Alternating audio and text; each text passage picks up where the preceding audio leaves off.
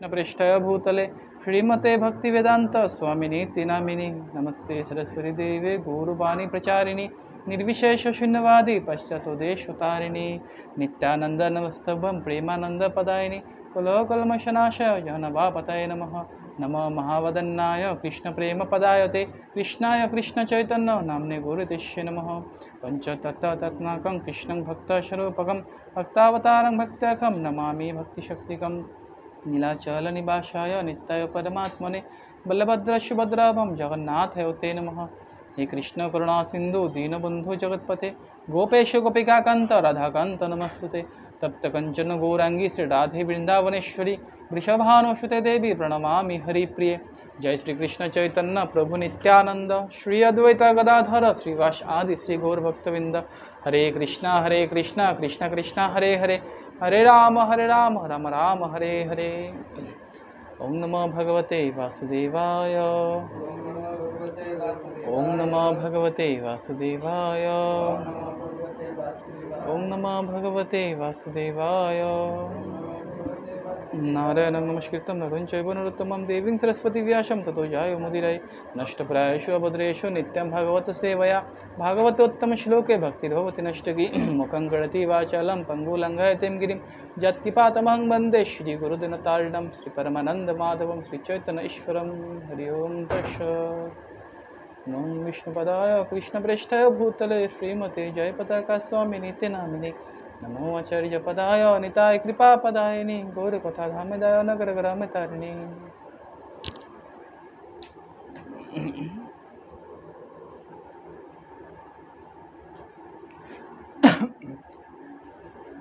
বাবা আজ কি নম্বর হবে বাবা?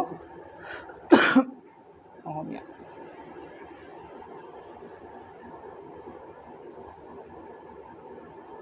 तस्यापि तव देहोऽयं कृपणश्च जिजीविषु परोऽन्यच्युतो जीर्णो जरया वाससि इव तस्यापि तव देहोऽयं कृपणश्च जिजीविषु পরৈতনিচচ্ছতু জীর্ণ জরয়া বাসসি ইব। অনুবাদ। মৃত্যুবরণ কৰিবলৈ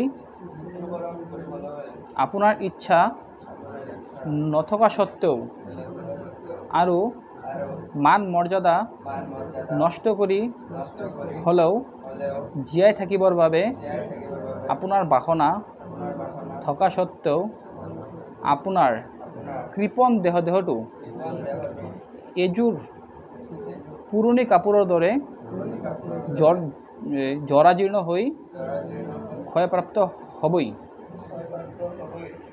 মৃত্যুবৰণ কৰিবলৈ আপোনাৰ ইচ্ছা নথকা সত্ত্বেও আৰু মান মৰ্যাদা নষ্ট কৰি হ'লেও জীয়াই থাকিবৰ বাবে আপোনাৰ বাসনা থকা সত্ত্বেও আপোনাৰ কৃপণ দেহটো এযোৰ পুৰণি কাপোৰৰ দৰে জৰ্জৰীৰ্ণ হৈ ক্ষয়প্ৰাপ্ত হ'বই। তাৎপৰ্য জগৎগুৰু শ্ৰীল প্ৰভুপাদ কি জয়। কৃপণস্য জিজীবিষুঃ পদ দুটা তাৎপৰ্যপূৰ্ণ। মানুহ দুই শ্ৰেণীৰ আছে। এটা শ্ৰেণীক বলা হয় কৃপণ আৰু আনটো শ্ৰেণীক বলা হয় ব্ৰাহ্মণ। কৃপণে তাৰ দেহটোৰ প্ৰকৃত মূল্য বুজি নাপায়, কিন্তু ব্ৰাহ্মণে তেওঁৰ নিজৰ আৰু তেওঁৰ জড়দেহটোৰ প্ৰকৃত মূল্য বুজি পায়। জড়দেহটোৰ বিষয়ে এটা ভুল ধাৰণা থকা বাবে কৃপণে শক্তিয়ে আঠে মানে ইন্দ্ৰিয় সুখ ভোগ কৰিবলৈ বিচাৰে, আৰু আনকি বুঢ়া বয়সতো কিবা ঔষধৰ প্ৰয়োজন কৰি বা অন্য প্ৰয়োজনেৰে এজন ডেকা মানুহ হ'বলৈ চেষ্টা কৰে। ইয়াত ধৃতৰাষ্ট্ৰক কৃপণ বুলি উল্লেখ কৰা হৈছে এই কাৰণেই যে তেওঁৰ জড়দেহটো কোনো মূল্যায়ন নকৰাকৈ তেওঁ যিকোনো মূল্যৰ বিনিময়ত জীয়াই থাকিবলৈ বিচাৰি আছে। বিদুৰে তেওঁক চকু মুকলি কৰি দিব খুজিছে আৰু কথা দেখা পাবৰ বাবে যে তেওঁৰ যিমানখিনি আয়ু দিয়া হৈছে তাতকৈ সৰহ দিন তেওঁ জীয়াই থাকিব নোৱাৰে আৰু তেওঁৰ মৃত্যুৰ বাবে প্ৰস্তুত হ'বই লাগিব। যিহেতু মৃত্যু অনিবাৰ্য তেওঁ কেৱল জীয়াই থাকিবৰ বাবেই কিয় তেনে অপমানজনক অৱস্থা এটা স্বীকাৰ কৰিব লাগে। আনকি মৃত্যুৰ সন্মুখীন হোৱাৰ আকাংক্ষা স্বীকাৰ কৰি লৈও শুদ্ধ পথটো লোৱাটোৱেই শ্ৰেয়। জড় অস্তিত্বৰ সকলো দুখ দুৰ্দশাৰ অৱসান ঘটোৱাটোৱেই মানৱ জীৱনৰ উদ্দেশ্য আৰু জীৱনটোক এনেভাৱে নিয়মিত কৰিব লাগে যাতে সেই অভিহিপ্ত লক্ষ্যত উপনীত হ'ব পৰা যায়। জীৱনৰ বিষয়ে এটা ভুল ধাৰণা লৈ থকাৰ বাবেই ধৃতৰাষ্ট্ৰই ইতিমধ্যে নিজৰ অৰ্জিত শক্তিৰ ৮০% অপব্যয় কৰিছে। গতিকে তেওঁৰ কৃপণ জীৱনৰ বাকী দিনকেইটা নিজৰ পৰম মংগল লাভৰ বাবে সৎ ব্যৱহাৰ কৰাটোৱে তেওঁৰ বাবে আটাইতকৈ উচিত কাৰ্য হ'ব। তেনে এটা জীৱনক কৃপণ জীৱন বোলা হৈছে। এই কাৰণে যে তেনে জীৱনৰ মনুষ্যৰ ৰূপত লাভ কৰা জীৱনটোৰ দৰে এই সম্পদৰ সদ্ব্যৱহাৰ কৰিব নোৱাৰে। কেৱল সৌভাগ্যৰ বলতেই তেনে এজন কৃপণ মানুহে বিদুৰৰ দৰে এজন আত্ম-উপলব্ধি সম্পন্ন পুণ্যাত্মক লগ পাব পাৰে আৰু তেওঁৰ পৰা পোৱা উপদেশৰ বলেৰে জড় অস্তিত্বৰ অজ্ঞতাৰ পৰা অব্যাহতি পাব পাৰে। তো এখানে কি বলছে ভগবান? বিদুর মৈত্রেয় উবাচ যে মৃত্যুবরণ কৰিবলৈ আপোনাৰ ইচ্ছা নথকা সত্ত্বেও আৰু মানৱ মৰ্যাদা নষ্ট কৰি হ'লেও জীয়াই থাকিবৰ বাবে আপোনাৰ বাসনা থকা সত্ত্বেও আপোনাৰ কৃপণ দেহটো এযোৰ পুৰণি কাপোৰৰ দৰে জৰাজীৰ্ণ হৈ ক্ষয়প্ৰাপ্ত হ'বই। তো এটা আমরা জানি, এটা একটা বেসিক নলেজ বা সাংখ্য, বা আমরা বলতে পারি গীতাতে সাংখ্য যুগ, যেটা নাকি বলা হয়েছে যে জন্ম মৃত্যু কী, বা আত্মা পরমাত্মা কী, বা এই দেহ আর এই ভৌতিক জগৎ কী, যেটা নাকি পার্থক্য, সেটাকে বলে কি সাংখ্য যুগ। তো এখানে একটা বিশেষ শব্দ এসে যে কৃপণ। তো আমরা গীতাতে পাই যে কৃপণ কারা। গীতাতে আছে যে কৃপণ কারা, ভগবানে ক্লিয়ারভাবে বলছে কৃপণ কারা, যারা নিয়ে শুধু মানে টাকা কমায় কম খরচ করে কি তারা কৃপণ, নাকি কারা কৃপণ? হ্যাঁ, যারা ভক্তি বিষয় জানি না সে না করে। এটা একটা আছে যারা নাকি ভক্তি বিষয় জানি না, সমস্ত কিছু জানার পরে ওইটার প্রচার না করে ওইটার কয় কৃপণতা। আর আরেকটা কৃপণতা আছে যে নাকি নিজের কর্মফলরে ভোগ করতে চায়। তো ভগবানের গীতা বলছে এটা, যে নাকি নিজের কর্মফলরে ভোগ করতে চায়, যে আমি কর্ম করছি, আমার কর্মফলটা আমি ভোগ করব। তো সেটাকে বলে কৃপণতা। ঠিক আছে। আর আমাদের গৌরাঙ্গ প্রভু বলে যে আমাদের মৃত্যুটা এমন টাইপ, যেমন কি আমরা তিনটা বস্তু এই জগতের মধ্যে সব থেকে বেশি আমরা তিনটা বস্তুর প্রাধান্য দিই বা আমরা ভালো পাই। সবার থেকে প্রথম বস্তুটা কি? জীবনের মধ্যে তিনটা বস্তু আমরা সবার থেকে বেশি ভালো পাই। তো প্রথম জিনিসটা কি? হ্যাঁ, নিজের দেহ, আর টাকা, ঘর বাড়ি, আর হ্যাঁ কুটুম্ব। হ্যাঁ, তো এই তিনটা বস্তুর মধ্যে সবচেয়ে শ্রেয় হলো কি আমার দেহটা। এই দেহ আমি যা করতেছি এই দেহ জন্য, টাকা কামাইতেছি, বিবাহ করতেছি, এটা করতে, ঘুরতে যাবো, এটা যাই করতেছি, আলটিমেট দেহরে শান্তি করার জন্য। ঠিক আছে। আর দ্বিতীয়ত কি? কুটুম্বকে আমরা কিভাবে খুশি রাখতে পারি, তো ওইটার জন্য আমরা কর্ম করি। আর তৃতীয়ত কি? আমার ঘর বাড়ি, টাকা পয়সা, দোকান, এটা সেটা। ঠিক আছে। এই তিনটা বস্তু আমরা অনেক ভালো পাই, আমরা সবই। ঠিক আছে, প্রত্যেকটা জীব। তো বলছে যে কি হয়, যখন আমার মৃত্যু হয়, ওই মৃত্যুর সময় তিনটা বস্তু একসাথে ছুটে।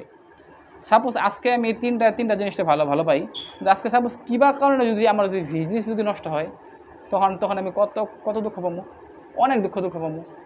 বা যেমন এই দেহটার মধ্যে কিছু একটা বেমার হয়, অনেক দুঃখ পাবো। এই তিনটার থেকে একটা জিনিসের মধ্যে যদি কোনো একটা ক্ষতিপ্রাপ্ত হয়, সাথে সাথে আমার অনেক কষ্ট হইব। ঠিক আছে। কিন্তু মৃত্যুর সময় কি হয়, এই তিনটা জিনিস একসাথে হয়।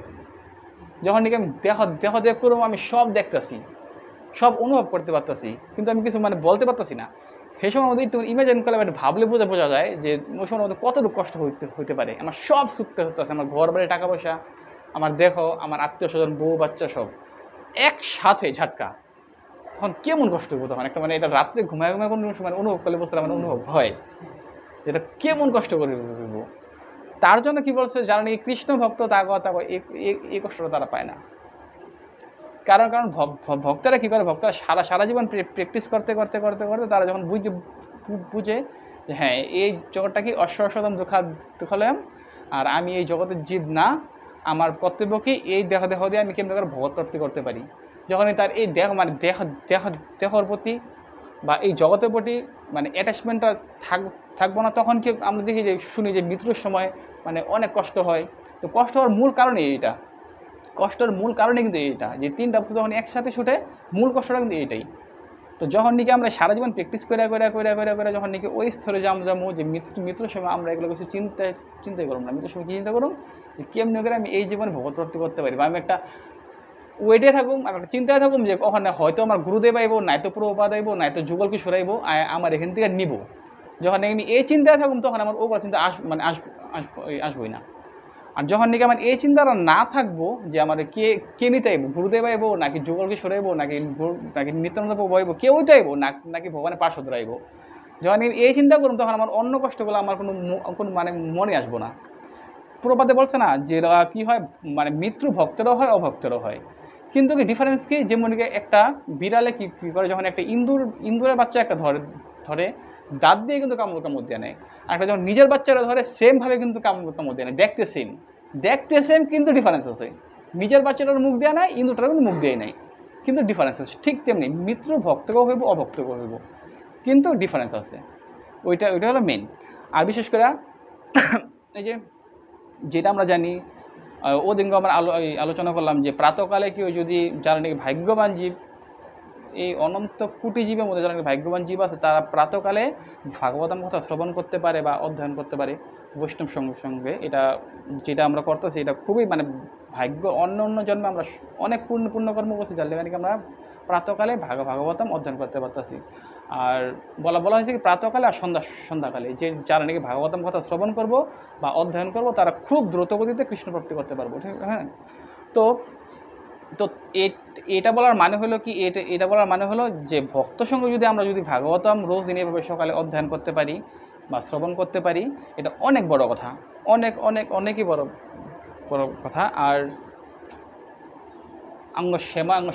শ্যামানন্দ পণ্ডিত আমরা জানি যে আমরা যখন প্রচার কার্য শুরু হয় ফার্স্ট বৃন্দাবনের থেকে ব্রজের থেকে, যখন নাকি আমাদের জীব গোস্বামী প্রভুয়ে যখন নাকি জীব গোস্বামী প্রভুয়ে ফার্স্ট যখন নাকি সমস্ত গ্রন্থগুলো নিজে হাত দিয়া লেখে। ঠিক আছে, সমস্ত গ্রন্থগুলো নিজে হাত দিয়া লেখে। তখন তো আর টাইপার আসলো না বা কোনো প্রিন্টিং কিছু ছিল না, নিজে হাত দিয়ে জীব গোস্বামী পাদে একটা গ্রন্থ ভাগবতম, গীতা, যা শাস্ত্র আছে সমস্ত কিছু লেখা 3 জন ব্যক্তিরা পাঠাইছিল প্রচারের জন্য। সে 3 জনকে কে ছিল? গৌরীয়াচার্যরা ফার্স্ট প্রচার শুরু করছিল ওখান থেকে। সে 3 জন ভক্ত ছিল শ্যামানন্দ পণ্ডিত, নরোত্তম দাস ঠাকুর এবং শ্রীনিবাস আচার্য। আর নরোত্তম দাস ঠাকুর হইল নিত্যানন্দ প্রভুর আবেশ অবতার, আর শ্রীনিবাস আচার্য হইল চৈতন্য মহাপ্রভুর আবেশ অবতার। ঠিক আছে, তো তারা 3 জনের জীব গোস্বামী কইছিল তোমরা বৃন্দাবন ত্যাগ করো, তোমরা বৃন্দাবন ত্যাগ করে তোমরা কি করো গিয়া বেঙ্গলে যাও, বেঙ্গলেও তোমরা প্রচার করো। তারপর আমরা জানি যে তারা রাস্তায় যখন আসে তখন এখন চুরি হয় গ্রন্থ। তো এটা অনেক লম্বা কাহিনী। তো কী হয়, ওই 3 জনের মধ্যে একজনকে শ্যামানন্দ পণ্ডিত। আর শ্যামানন্দ প্রভু কে ছিল নাম ওটা একদিন বলছিলাম, হ্যাঁ। শ্যামানন্দ প্রভু ছিল রাধারানীর কনক মঞ্জুরি।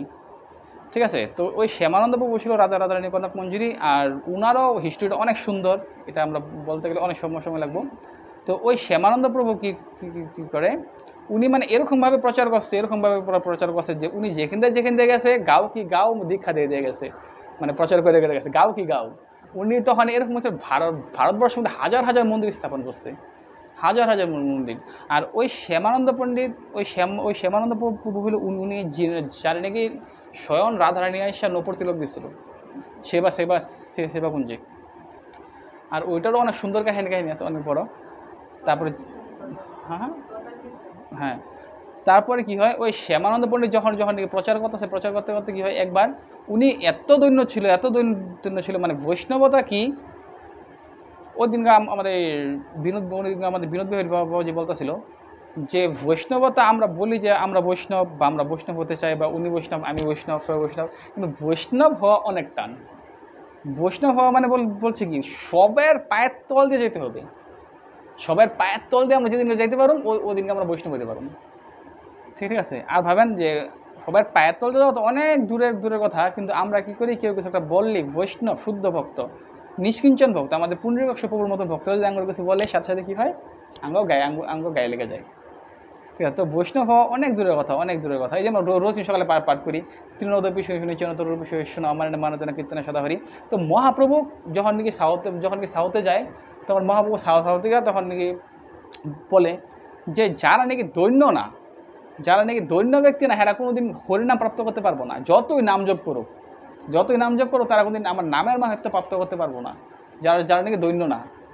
আর এটা বলছিল কার জন্য, প্রকাশানন্দ পণ্ডিতের জন্য, মানে প্রকাশানন্দ পণ্ডিত মায়াবাদী ছিল, তো ওনার জন্য বলছিল যে যারা দৈন্য না তারা কোনোদিনও কৃষ্ণ ভক্তি লাভ করতে পারবো না। ঠিক আছে, আর বিশেষ করে তার জন্য আমাদের প্র্যাকটিস করা উচিত যে আমরা কীভাবে আমরা দৈন্য হতে পারি, আমাদের সবার জন্য এটা। ঠিক আছে, আমাদের সবার জন্য মানে বৈষ্ণবতার প্রথম স্টেজ হলো কি দৈন্যতা, বিনম্রতা। যখন নাকি আমরা বৈষ্ণব হইতে পারব, আর পূর্ববাদের মেন উদ্দেশ্যকে প্রচার করা। আর প্রচার কারা করতে পারে, যারা নাকি দৈন্য। এখন আমি যদি দৈন্য না হই আমি কোনোদিনও প্রচার করতে পারবো না। আর যদিও প্রচার করতেও যাই, কিছু গ্রন্থ যদি বিতরণ করি বা কারোর এরকম কৃষ্ণ ভক্ত আমার দ্বারা কেউ ভক্তিতে আসার সাথে সাথে আমি কী বলবো যে আমার জন্য আসছে। আর যখন নাকি এটা ভাবুম যে আমার জন্য, আমার প্রচারের জন্য উনি এসে আমি এত গ্রন্থ বিতরণ করছি, তখন কি সাথে সাথে ওই যেই প্রচার টাইমে করলাম ওই প্রচারটা শূন্য হয়ে যাবে সাথে সাথে। তো আমাদের শ্যামানন্দ পণ্ডিত এত দৈন্য ছিল, কি হয় একবার উনি তো সারা ভারতবর্ষে প্রচার করে, তো ভারতবর্ষে প্রচার করতে করতে একবার উনি একটা গাঁয়ে যায়, গিয়া দেখে যখন নাকি মানে গিয়া উনি সকাল সকাল ভ্রমণ করতে গিয়া দেখে একজন সাধু ব্যক্তি কোনাতে এই খায় গাঞ্জা খাইতেছে। আর যখন শ্যামানন্দ পণ্ডিত হেরে দেখছে, আর হেও যখন শ্যামানন্দ পণ্ডিত দেখছে, দেখে হাতে উনি ফালায় দিয়ে দৌড় দিছে। ঠিক আছে, দৌড় দিছে। আর তখন উনি দৌড় দিছে, উনি দৌড় দেওয়ার সাথে শ্যামানন্দ পণ্ডিত ভাবতেছে আমি কি অপরাধটা করলাম। মানে এই জায়গা যদি আমরা থাকতাম কি ভাবতাম, সাধু দেখ কি ভণ্ড সাধু দেখ। হ্যাঁ, ঠিক আছে। আর শ্যামানন্দ পণ্ডিতের ভাবটা কি ছিল, যে শ্যামানন্দ পণ্ডিত দেখে ভাবতেছে আমি কি অপরাধটা করলাম, সাধুরা খাইতেছে আর আমি বাধা পাতা দিলাম। তারপরে কি হয়, রাত্রে করে শ্যামানন্দ পণ্ডিতে রাত্রে করে কেউ ওরে না বললা সারা গাঁও ঘুরতেছে ওই সাধুটারে কোন জায়গাতে পায়। পরে গিয়ে দেখছে সাধুটা আছে এক জায়গায়, পরে গেছে শ্যামানন্দ পণ্ডিত গেছে ওখানে গিয়ে কি করছে, নিজেও একটা গাঞ্জা নিছে। গাঞ্জা নিয়ে পরে ওই ভিতরে বসছে যে একটু বানাও তো। ওই সাধু টাকা দিচ্ছে, আপনি সব খান? কি হ্যাঁ, আমি তো আগে তো অনেক খেয়েছি, আজকে একটু খাই, একটু বানাও। তারপর শ্যামানন্দ পণ্ডিত হ্যাঁ সামনে গিয়ে দেখাইছে যে আমি খাই, এটা বুঝায় মানে তারা শান্ত করছে, হ্যাঁ মনে যাতে কোনো কষ্ট না পায়। তাহলে বাবা কি বৈষ্ণবতা। হ্যাঁ না, খায় নাই, উনি নিয়ে বানাইছে যে আমি খামো, তারপর দেখাচ্ছে যে আমি খাইছি। হ্যাঁ, তো ভাবো তো এত ডিফারেন্সটা কেমন, যে বৈষ্ণব তারা জানে নাকি কোনো জীবরে ভক্ত অভক্ত কারো মনে কোনো কষ্ট না দেয়, হলো বৈষ্ণব, প্রকৃত বৈষ্ণব। খারাপ বস্তুটার মধ্যে এটা উনি একটা উদাহরণ দিচ্ছে, যে দেখো মানে বৈষ্ণবের মনে কোনোদিন আঘাত দিল না। আর উনি যে গাঁজা খাইতে আছে, ঠিক আছে, এটা হইতে পারে ওনার একটা লীলা, যে সবার কাছে নিজেরা ঢাকার জন্য উনি এই গাঁজাটা খাইতেছে। তার একটা চাক্ষুষ প্রমাণ কি আছে, আমরা দেখি ব্রজে আসলে আমাদের রাধা বাবা, যিনি প্রেমানন্দ মহারাজ অনেকবারই কয়, তো ওই রাধা বাবার জীবনটা এমন ছিল যে রাধা বাবা এমন ভক্ত ছিল যে উনি কোনোদিন ব্রজে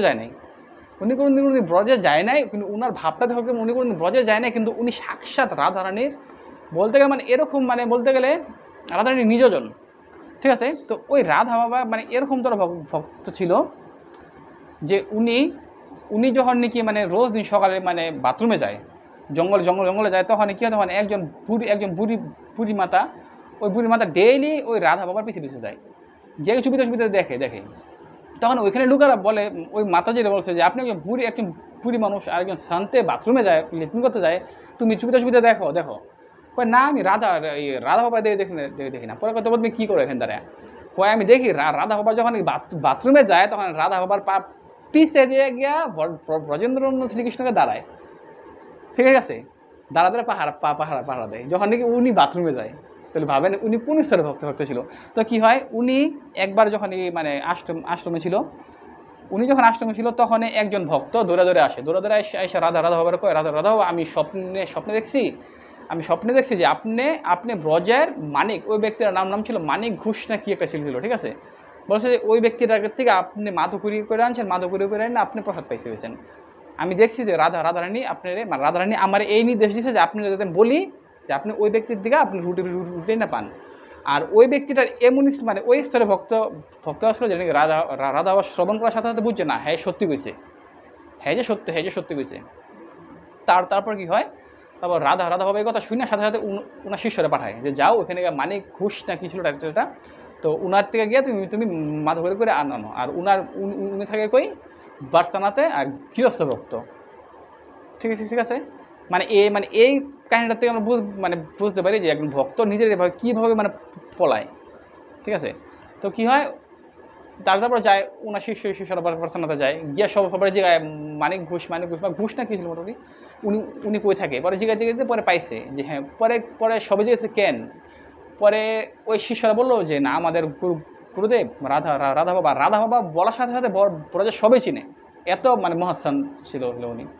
তো ওই রাধা বাবার শিষ্য আমি, আর আমি উনার থেকে মাধুকরী করতে এসেছি, আমার রাধা বাবা কইছে ওনার থেকে মাধুকরী না পয়সা প্রসাদ পাবো। তারপর কি হয়, তারপরে ওখানে মানুষটা হাসে, উনার থেকে তোমরা রাধা বাবা লিখে নিবা, মাথা খারাপ হয়েছে নিয়ে যাও, কী ওগুলা। পরে না হ্যাঁ আমরা গুরুদেবের আজ্ঞা, তোমরা এটা তো করতে হবে। পরে সবাই ঠিক আছে, তবে যাও এখানে ঠিকানা দিছে। তারপর সবাই গেছে ওখানে শিষ্যরা, গিয়া দেখে যে উনি কোট পইরা পুরা হিপ্পি আর কি, হিপ্পি জুতা পইরা পুরা একদম বিড়ি খাইতেছে, গৃহস্থ ভক্ত। সবাই দেখে তাকা রয়েছে, কইছে উনি কি মানিক নাকি অন্য কই। পরে হেরা বলছে না, আমরা এক কাজ করি, আবার ঘুরি বাড়ছে দেখি অন্য কেউ নাকি আছে। পরে ওনারা দেখে আবার সাথে আবার ঘুরতেছে, ঘুরে বাড়ছে না, দেখে না অন্য কেউ মানিক নামে নাই, ঠিক আছে। তারপরে যখন গেছে গিয়া, তারপর ওনারা কইছে যে আপনার ডাকছে ফার্স্টে গিয়া, উনি আহে না। পরে দেখে যে উনি ঘরে আছে, ঘরের ভিতরে গেছে ভক্তরা, গিয়া দেখে যে ঘরের ভিতরে পুরো সিনেমার পোস্টার লাগানি, পুরা জোরে দিক ফিল্ম এসব গান টান। পরে ওনারা গিয়ে ভাবতেছে রাধা বাবার লিগা হের লিগা মাধুকরী নিমু, এইটা তারপরে এই মাধুকরী পায় তো রাধা বাবা কাম ভাবায় পড়বো ভিতরে। তারপরে তার পাশে নিমু কিনা চিন্তা করে পরে না গুরু গিয়া মানতে লাগবেই। তারপর ওনারা গিয়া ওনার সামনে যায়, গিয়ে ডাকার লগে দেয় গালি, তোরা কেন জ্বালাস, তোরা কি পুরো বকাবকি করার পরে ওনারা কয় যে আমরা আইসছি, আপনি একটু কিছু একটা দেন, পয়সা দেন, আমরা আমার বাবার পাবো। উনি ফার্স্টে দেয় না, পরে বলতে অনেক বলার পরে যা ভাগ দেখ, রুটি একটা লয় দিয়ে দে যা। পরে ওনারা লয় হাতে, কি করবো, আর ওনারা দেখে এই অবস্থা, জুতা মুতা পরে কি অবস্থা, হ্যাঁ।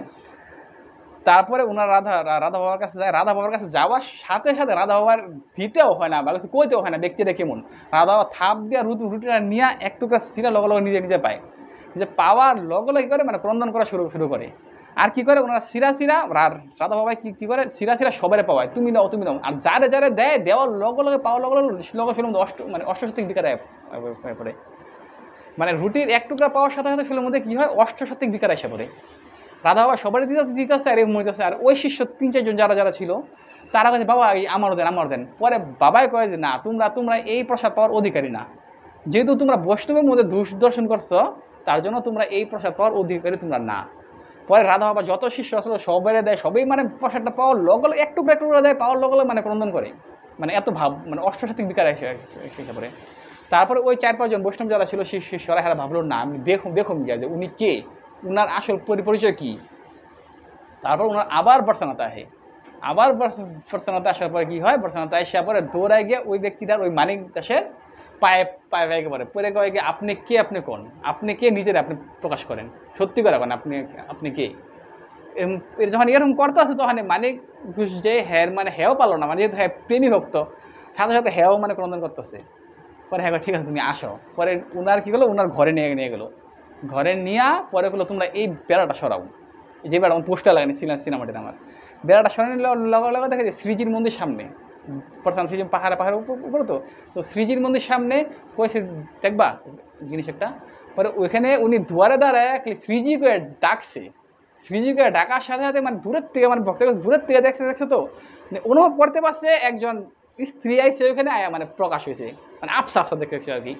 আর লগে লগে শ্রীজি ডাইককে উনি মানে ক্রন্দন করতেছে। তো উনি এই স্তরের ভক্ত আসছিল যে উনি শ্রীজি রাধারানীর ডাকার লগে লগে রাধারানী আইসা আইসা বসছে। তাহলে ভাবো যে ওই ভক্তরা নিজেরা কীভাবে রাখছে। সারা সারা বর্তমান মানুষ কি জানে যে হে একটা পাগল, হ্যাঁ একটা পাগল, গাঞ্জা খায়, মদ খায়, এটা খায়, এটা খায়। তো এইটা এই মানে এইটার থেকে আমরা কী দেখতে পারি পারি, বৈষ্ণবের কোনোদিন বাহ্যিক রূপ দেখে কোনোদিন বিচার করতে নাই যে বৈষ্ণবটা কী, মানে কেমন, হ্যাঁ কোন স্তরের আছে। কারণ কী করে যারা শুদ্ধ বৈষ্ণব তারা কী করে, তারা নিজের ঢাকার চেষ্টা করে। আর আমরা কী করি, আমরা যদি 3টা শ্লোক যদি মুখস্থ করি, ওই 3টা শ্লোক কেমন করে সবাই শোনামো, ঠিক আছে। তো এইটার ডিফারেন্ট শুদ্ধ ভক্ত আর একজন এরকম ভক্তের মধ্যে, ঠিক আছে। তো এরকম আরও অনেক ভক্ত চরিত্র আছে যেগুলো ভক্ত চরিত্রগুলো থেকে আমরা শিখতে পারি, আমরা জানতে পারি যে মানে কীভাবে আমরা চলতে লাগে। বিশেষ করে এটা মানে কি, এই যে আমরা জানি যে ওই দিনকে আমরা আলোচনা করছি যে মানে ভগবত প্রাপ্তি করা যত সহজ তত টান। সহজ কীভাবে সহজ এইভাবেই, যদি খালি আমরা খালি একবার মানে প্র্যাকটিসের দ্বারা হোক, বা মানে প্র্যাকটিস তো করতে হবেই। আর প্র্যাকটিস করতে করতে কী হইব, যত প্র্যাকটিস করুন প্র্যাকটিসের দ্বারা না, আমি যে প্র্যাকটিস করতেছি ওইটা দেখা রাধারানী বা প্রভুপাদে আঙ্গর দেখা কৃপা করব, কৃপা করার পরে আঙ্গর মধ্যে ওই দৈন্যতাটা আসবো, দৈন্যতা আঙ্গর মধ্যে অটোমেটিক আসে বলবো মন না। যত আমরা প্র্যাকটিস করুন প্র্যাকটিস করতে করতে কী হইব, আর প্র্যাকটিস মানে কি, প্র্যাকটিস মানে হলো বৈধিভক্তি, ঠিক আছে। যত আমরা বৈধিভক্তি রুলস ফলো করুন করতে করতে কী হইব, তখন প্রভুপাদের কৃপা হইব। আর প্রভুপাদের কৃপা হওয়ার পরে কী হইব, পরে আমরা রাগানুগা ভক্তি, যেটা ওই রাগানুগা ভক্তির আমরা লাভ করতে পারব। আর রাগানুগা ভক্তি যখন আমরা লাভ করতে পারব, তখন যারা নাকি রাগাত্মিকা ভক্তিতে আছে তারপরে আমরা অনুসরণ করে আমরা কী করতে পারব, আমরা ওই দৈন্যতা আমরা লাভ করতে পারব। আর দৈন্যতার দ্বারা কেবল আমরা এই শুধুমাত্র দৈন্যতার দ্বারা আমরা ভগবৎপ্রাপ্তি করতে পারব। আর যদি আমরা সারা জীবন নাম জপ করলাম, সব কিছু করলাম, যদি দৈন্যতা না আসে আঙ্গ মধ্যে, কোনো দিন ভগবৎপ্রাপ্তি হইব না, অসম্ভব কথা এটা। কারণ যার মধ্যে দৈন্যতা আসবো না, হ্যাঁ বৈষ্ণব অপরাধ করবোই, বাণী দেওয়া হোক, মন দেওয়া হোক, যেভাবেই হোক। আর বৈষ্ণব অপরাধ এত সূক্ষ্ম জিনিস যে শুধু আমি বাণী দেওয়া করে বৈষ্ণব অপরাধ করলাম না, কিন্তু মনে মনে করলাম যে ওই ওই ব্যক্তিটার মতন, ওই ব্যক্তিরা গাঞ্জা খায়, ভাবলাম খালি অপরাধ এগুলো। কিন্তু ওই ব্যক্তিটা শুদ্ধ ভক্ত, কিন্তু ওনার বাহ্যিক রূপটা দেখে যখন ভাবলাম যে এই কিন্তু উনি না, তখন কী বল, তখন সাথে সাথে শেষ। হ্যাঁ, তো এইটাই তো আলটিমেট কথা হলো, মূল কথা হলো কি, যে দৈন্যতা, যে তৃণদপি শুনেছ না তোর উপর শোনা। আমরা সারা জীবন খালি এই প্র্যাকটিসটা করতে লাগবো কি, যে শিক্ষা অষ্টমের 3 নম্বর শ্লোকটা যাতে আমরা যাতে হৃদয়গম করতে পারি। এই 3 নম্বর শুধু আমরা এত শাস্ত্র পড়তে লাগবো না, এত কিছু করতে লাগবো না, খালি এই 3 নম্বর শ্লোকটা যদি আমরা মানে নিজের জীবনে ধারণ করতে পারি। আর মহাপ্রভু তো কইছি যে নাকি দৈন্য না হ্যাঁ কোনোদিন নাম করতেই পারবো না, ঠিক আছে। তাহলে ভাবুন যে দৈন্যতা আমার জীবনে কত ইম্পর্টেন্ট। আর যত দৈন্যতা এবো তত কি প্রবাদী কি বলছে, কারা প্রচার করতে পারে, যার মধ্যে নাকি পিউরিটি আছে, যার মধ্যে নাকি পিউরিটি আছে তারা প্রচার করতে পারবো। কারা ভাগবতম আর কৃষ্ণ যে অভিন্ন, কৃষ্ণ আর ভাগবতম হলো অভিন্ন, সেটা কারা অনুভব করতে পারবো, যার মধ্যে নাকি দৈন্যতা আছে। আর যার মধ্যে দৈন্যতা আছে তারা এই 4টা বস্তু থেকে মুক্ত হতে পারবো। সেদিন আমরা আলোচনা করছি, সে 4টা জিনিস কি, কি 4টা জিনিস কি, প্রভুপাদে বলছে যে ভাগবতম আর কৃষ্ণ হলো অভিন্ন, কিন্তু সেটা আমরা অনুভব করতে পারতাছি না। আর কারা এটা অনুভব করতে পারবো, আর প্রভুপাদে বলছে এই 4টা বস্তু থেকে যে মুক্ত হইব, সাথে সাথে ভাগবতের প্রথম পেজ উল্টানোর সাথে সাথে দেখবো যে এখানে কৃষ্ণ আছে। প্রভুপাদে বলছে সেই 4টা জিনিস কি, ওদিন আমরা এত ডিটেলসে আলোচনা করছি এই বিষয়েই। কি 4টা জিনিস, এত ইম্পর্টেন্ট কথাগুলো মনে রাখার চেষ্টা না করি, অভ্যাস না করি, কেমন দেখবো। তো এত ইম্পর্টেন্ট জিনিসটা আমরা 1.5 ঘন্টা আলোচনা করছি, তারপরে 4টা জিনিসই মনে নেই, যেটা মধ্যে প্রভুপাদে বলছে যে ভাগবতম কৃষ্ণ অভিন্ন, আর যে নাকি 4টা বস্তু থেকে মুক্ত হতে পারবো। হ্যাঁ, ভাগবতমের প্রথম পেজ উল্টানোর সাথে সাথে কি দেখবো, যে এখানে সাক্ষাৎ কৃষ্ণ স্বরূপ আছে, দেখতে পারবো। কি সেটা বলুন না, থাক আজকে লাভ নেই বললে। হ্যাঁ, আহার নিদ্রা ভয় মৈথুন, কত ডিটেলসে বলছিলাম না। শুধুমাত্র এই 4টা জিনিস থেকে আমি যে মুক্ত হতে পারবো, আহার কিভাবে ভালো ভালো খামো, কিভাবে মাথায় দোকানকে মোমো খামো, বার্গার খামো, পিৎজা খামো, ঠিক আছে। তো কিভাবে আমরা আহার মানে যে রুচি মানে টেস্টি জিনিসের থেকে কখন মানে আহারের থেকে মুক্ত হতে পারো।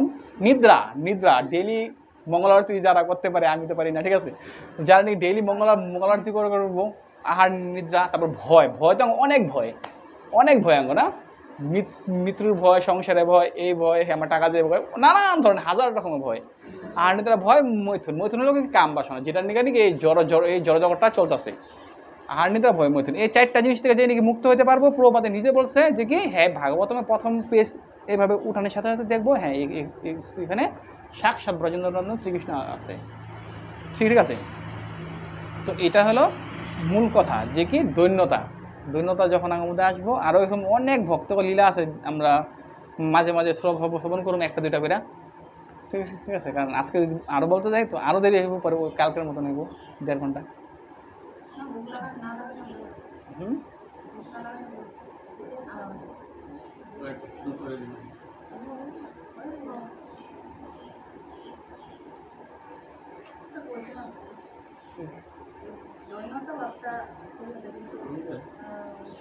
যাতে আমরা কেউ আঘাত না কথা বলতে পারি, তার বাণী দ্বারা বা আচরণ দ্বারা।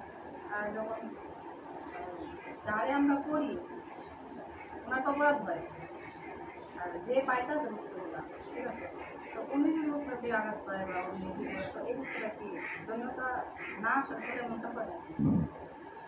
যারা নাকি শুদ্ধ ভক্ত তারা কি হয়, তার দিকে আঘাত দেয়, তারা ওই আঘাতটা অনুভব করতে পারে না।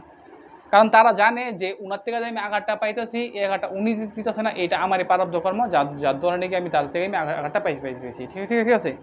তখন উনি কোনোদিনও এটা মনে মনে নেয় না, যারা নাকি শুদ্ধ ভক্ত।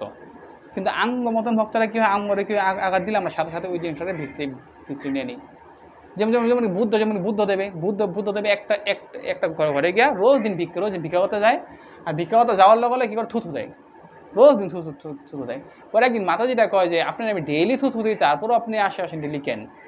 পরে কয় যে আপনি যদি থুথু দেন, আপনি থুথু আমি গ্রহণই করি না। তো যারা নিষ্কিঞ্চন ভক্ত, শুদ্ধ ভক্ত, তারা যদি কোনো মানে অপোজিট সাইডের থেকে কিছু নেগেটিভ পায়, তারা ওইটা করে কোনোদিন গ্রহণ করে না, ভাবে যে এটা তার কোনো দোষ না, এটা কলিযুগের প্রভাব, এটা কলির প্রভাব, আর আমার কর্মফলটা আমি ওনার দ্বারা পাইতেছি, এটা ভেবে তারা বস্তুটা খণ্ডন করে। আর তার জন্য বলে যে শুদ্ধ ভক্তরা সর্বদা সুখী কেন? কারণ আমরা দুঃখী কেন? আমরা দুঃখী কারণে জড় জগতে ছোটো ছোটো বস্তুগুলো হলে আমরা কী করি, আমরা আঘাত নিজে ভাবি, মানে আঘাত পাইছি আমি অনুভব করি। তারা তারা হলেও কি লোহার মতন, ঠিক আছে, তার কোনো ওইসবে তাকে কোনো এফেক্ট করতে পারে না। তারপরে সন্তারা বলে যে মানে তাল গাছ নেকল গাছের মতন হইতে কেন না, এই জড় জগতের মতো তুফান কন্টিনিউ একের পরে এক আসবই, একের পরে এক আসতে থাকবো, কন্টিনিউ সবার জীবনে আসবো। কিন্তু অন্য গাছগুলো কি করে ঠাপ করে ভেঙে পড়ে যায়। আর নাইকল গাছ তাল গাছ কী হয়, বেঁকা যাবে, এইভাবে হয়ে যাবো, কিন্তু ভাঙবো না।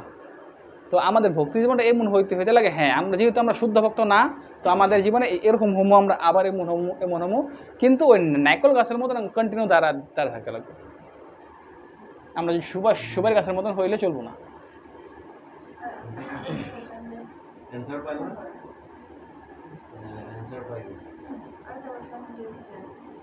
আমরা জানি যে সব পথ থেকে মৃত্যু আছে, তারপরে মৃত্যু থেকে ভয়টা কি? মৃত্যু ওই বইটা ভয় না, যে মৃত্যুর পরে কি হইতে পারে, মানে কোনখানে যাবো বা কি করে, এই প্রতি একটা ভয় কাজ করে। তার মানে এটা মিনস যে এখন ভগবানের সে বিশ্বাসটা আসলে পরিবর্তন। তো এটা আরো দৃঢ় করার লিগা যাতে এই ভয়টাই কেটে যায়, এই ভয়টা না থাকলে আমরা ভক্তি করতে পারতেছি। মৃত্যুর জন্য ভয় কারা পায়? যারা নাকি বিষয়ী ব্যক্তি, যে নাকি জানে হ্যাঁ আমি সারা জীবন আমি, যে নাকি পাপী ব্যক্তি, হ্যাঁও জানে যে আমি সারা জীবন আমি করছি, হ্যাঁ কিন্তু জানে, তার জন্যে হ্যাঁ কিন্তু ভয়টা পায়।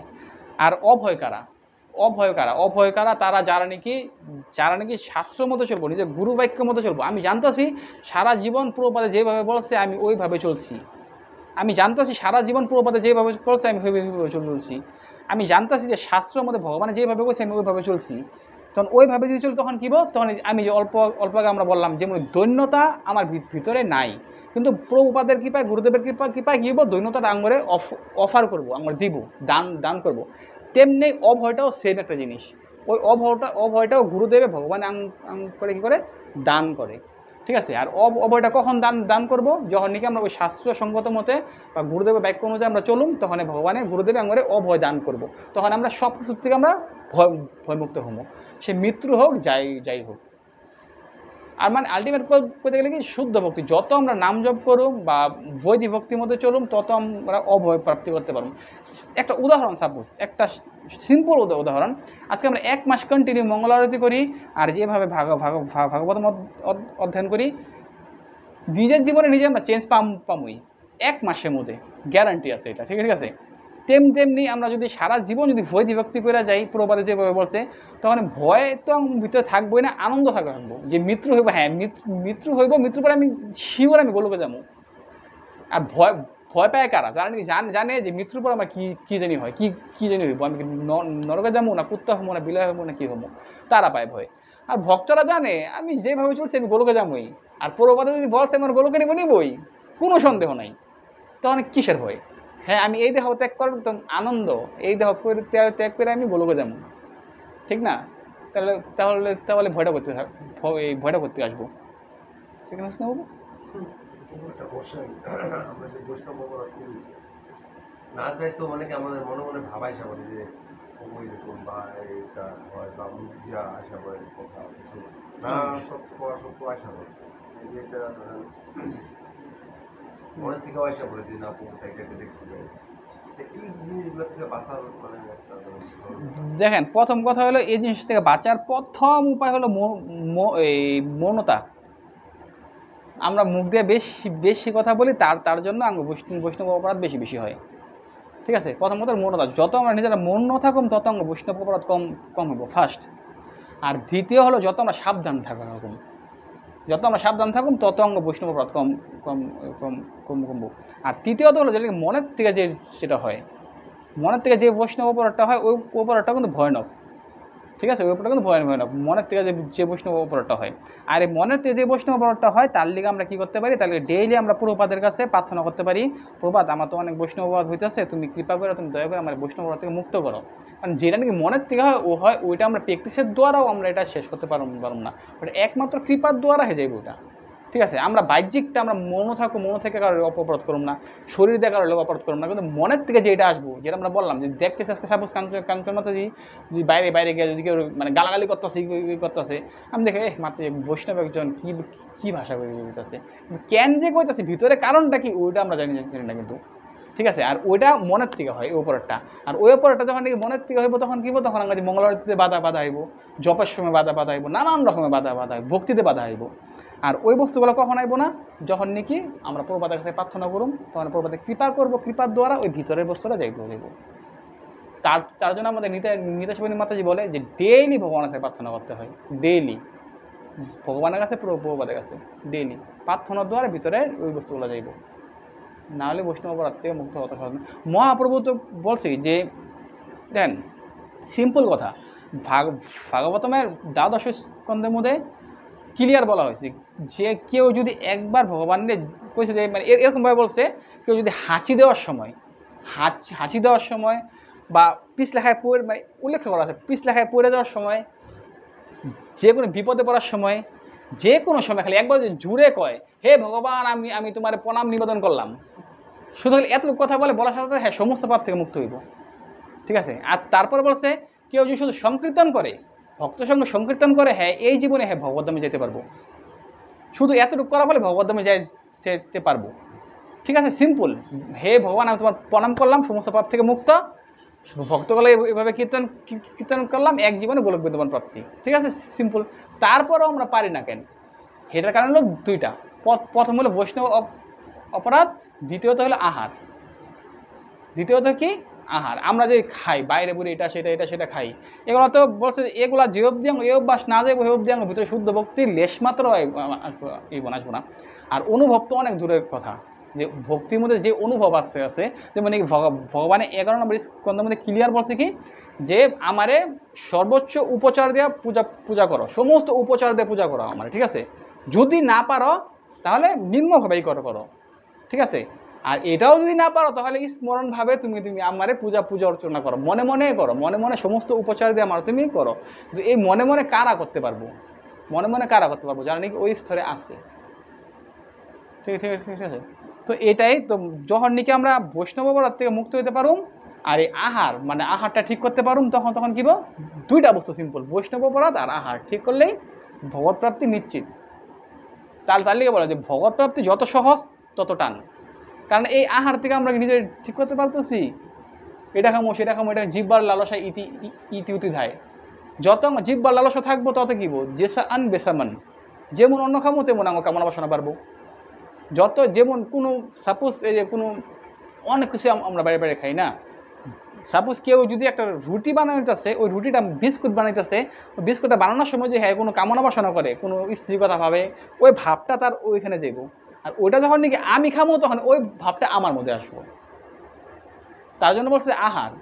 ভক্তি জীবনে যদি আমরা ঠিক মানে যদি আমরা সত্যি সত্যি সিরিয়াস ভক্তি করতে চাই বা শুদ্ধ ভক্তি লাভ করতে চাই, তাহলে এই আহার থেকে আমরা অনেকভাবে বাঁচতে লাগবে। আমি ব্রজের একটা ছোটো কাহিনী করে বললে আমি শেষ করি।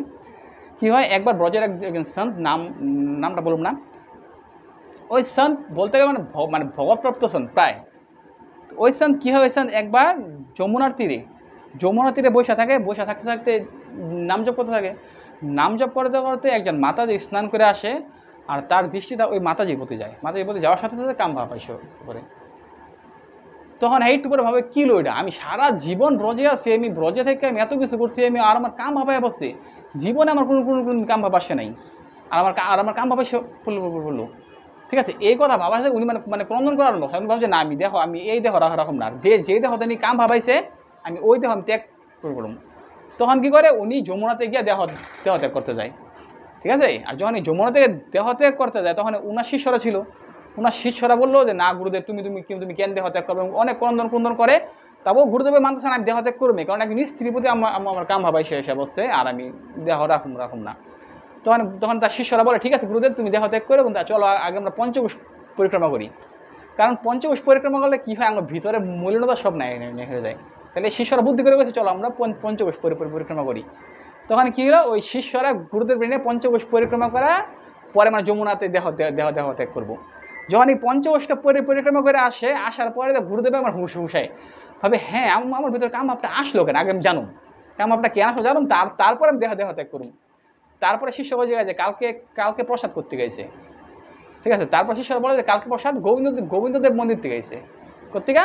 গোবিন্দদেব মন্দির কোনটা, যেখানে আমার রূপগোস্বামী পাদে নিজে বিগ্রহ স্থাপন করছে গোবিন্দদেবজি। আর ওই বিগ্রহ বর্তমান জয়পুরে আছে, আমরা দর্শন পেয়েছিলাম গিয়া।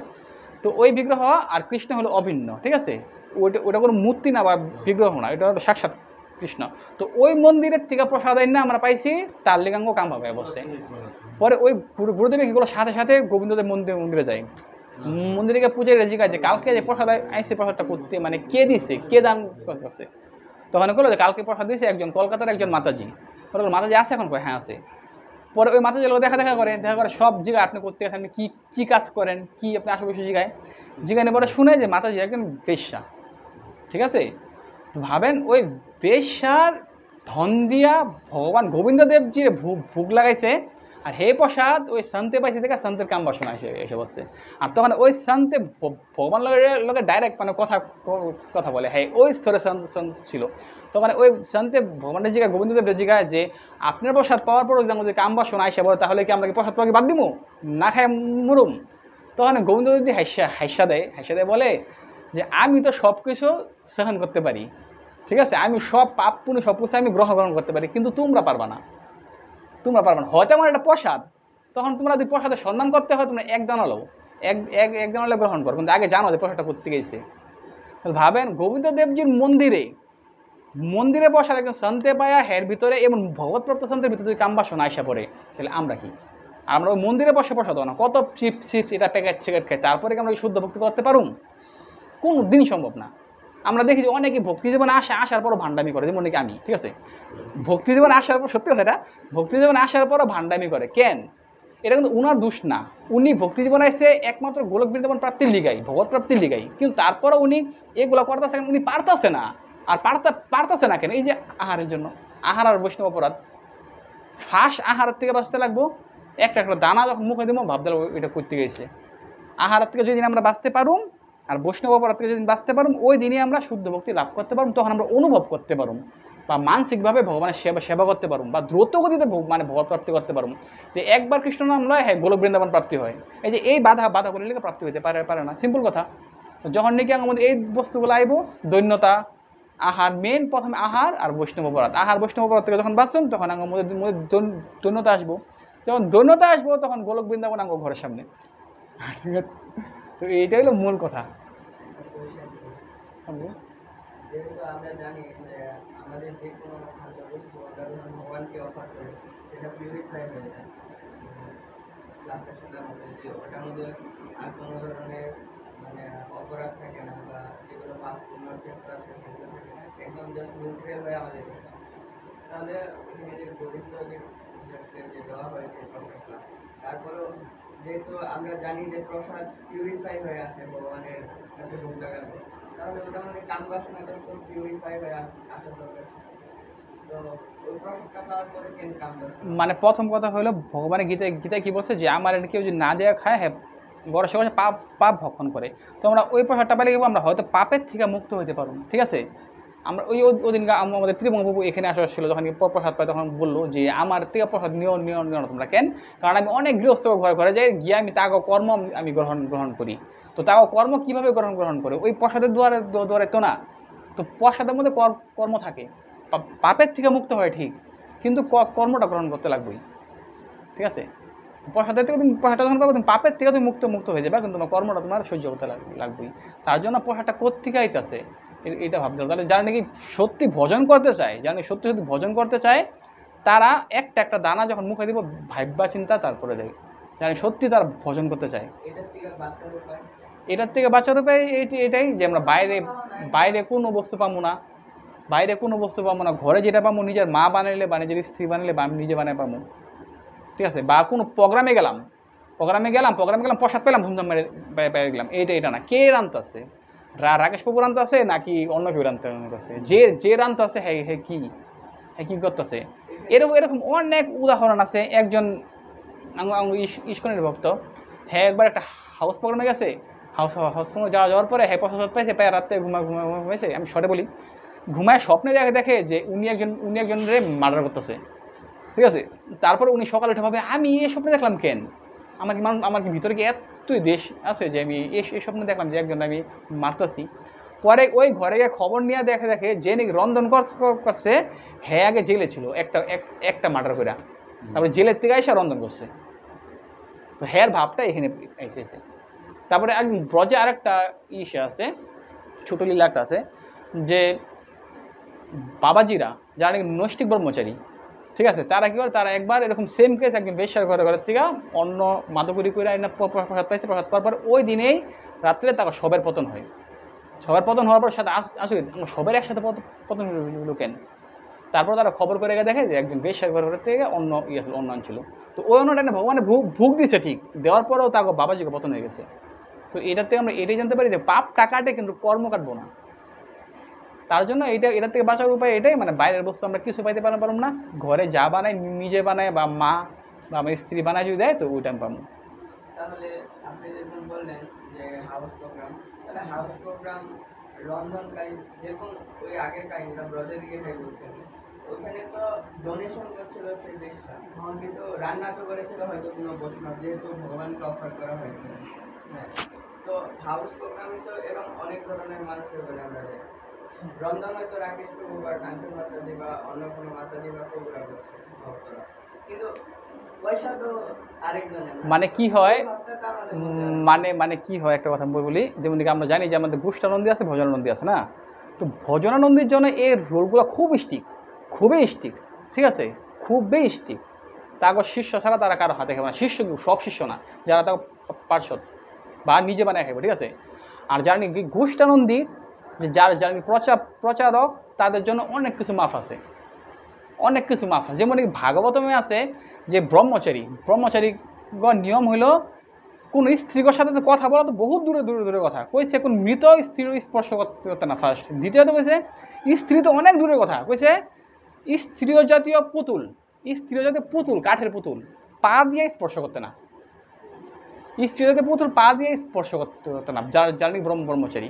কিন্তু আমরা কি দেখি ব্রহ্মচারীরা আসে মাতাজিগুলো কথা বলতে, মাতাজি ঘরে থাকতেছে করতেছে, তারপরে তো হ্যাঁ তারা ভক্তি টিকা আছে কেন?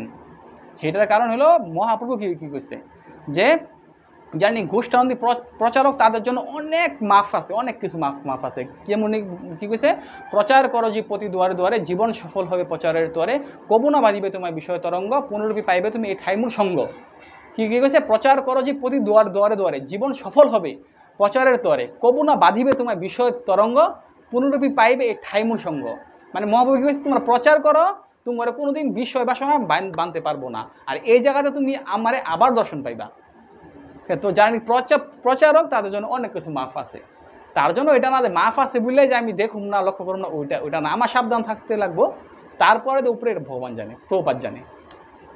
আর মহাপ্রভু তো কইছে যে যারা প্রচার করবো তাদের জন্য অনেক কিছু মাফ আছে, অনেক কিছু। কিন্তু যারা বাবাজি গোষ্ঠানন্দে ভজনানন্দী, তাদের জন্য এই বছর মাফ নাই, কারণ তার ওয়েটাই বেলেগ না, তারা শুধু এক জায়গাতে বসে তারা ভজন করবো। আর তুমি প্রচারে গেলে তো তুমি এত কিছু সম্ভব না, কে দানটা আছে, কর্তিকা দানটা আসলো, কর্তিকা অন্যটা আসলো, এত সম্ভব না। তো ওইটা পুরোপাদে দেখবো, মহাপ্রভু দেখবো, বুঝলো।